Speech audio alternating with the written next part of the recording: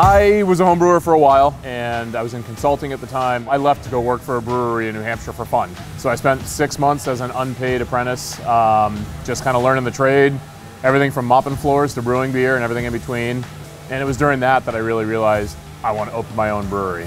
When I told my parents, they thought I was nuts. When I told everyone that I was working with in the consulting industry, they thought I was nuts. I had been brewing at Harpoon in Boston. That's where I started professionally back in 2006. Even as recently as then, I still kind of felt that brewing was sort of this hobby I had kind of turned into a temporary career, and I wasn't really sure where I wanted to go. Me coming out of consulting, Matt was a film studies major. These two guys who, like, we probably never would have crossed paths except that we shared that common love for high quality, accessible liquid and decided to join forces to bring it to the people.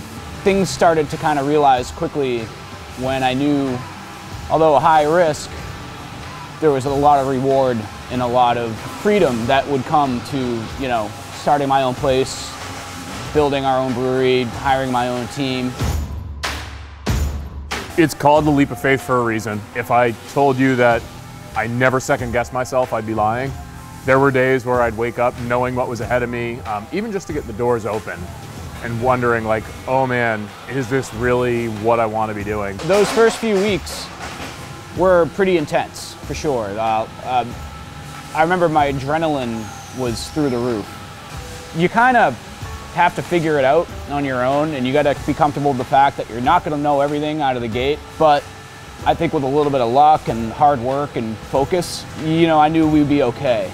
And ultimately, we were so driven by what we wanted to create and the desire to be brewing and selling our own beer that we really had no problem conjuring up the energy, the motive to keep moving. I can't say that it wasn't fun, because it was a lot of fun, especially that first day where we opened to the public. Everything sort of kind of culminating in the first few releases that we did. We've started to take appreciation for the fact that what we thought were huge challenges, you know, day one, day two, are kind of everyday hurdles here and there. Things that we used to fret about that would keep us up at night, we laugh about now. So the challenges have gotten bigger, the successes have gotten bigger.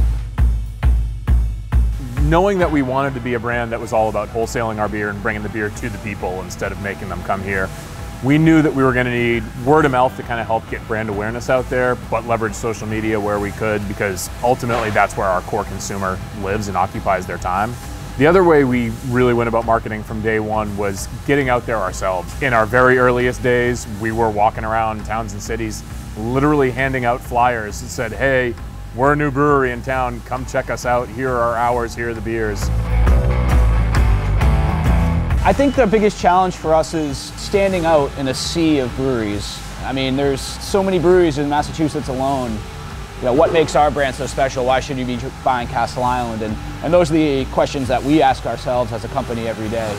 And at the same time, I think to continue to have fun and to promote a lifestyle around beer that suggests that it shouldn't be hard. Beer shouldn't be difficult. Beer should be easy to obtain. It should be affordable and fun, and you shouldn't have to think too hard about it. And I think that kind of, in an essence, that's what Castle Island's all about. It used to just be that all you had to do was make great beer, but the reality is there's a ton of great beer out there these days. But our passion, our motivation for doing this is really kind of pure and simple, and we make beer. Let's not pretend we do anything other than that. So we're trying to really set aside our brand from the rest as being one that cares about using beer as a vehicle to enjoy life, celebrate times with your friends, and not just let's go wait in line for 3 hours to get a beer that's hard to get so that we can get it, someone else can. The best part of the job is working that 60-hour week, and then Friday night after you CIP'd the brew house or you kind of sent that last email, coming out into your own tap room and seeing the local community just enjoying your beers and being able to have one kind of with them shoulder to shoulder is very rewarding. Our goal when we started up here was make great beer and make it accessible, and I don't think that we'll ever be done doing that. We're always looking for ways to make the beer even better. We're always looking for ways to make the beer even easier to get without compromising quality. So for us, that goal will never be fully accomplished. But to look back over 3 years and say, we want to be open, we want to still be in business, obviously, we want to be distributing our beer in the state of Massachusetts, we want to be known for making quality, consistent beer, we've done those things. Now it's about kind of taking that message and going a little bit bigger with it. We want to be the best brewery in New England. That's what we want to be. And once we achieve that, we'll see what's next.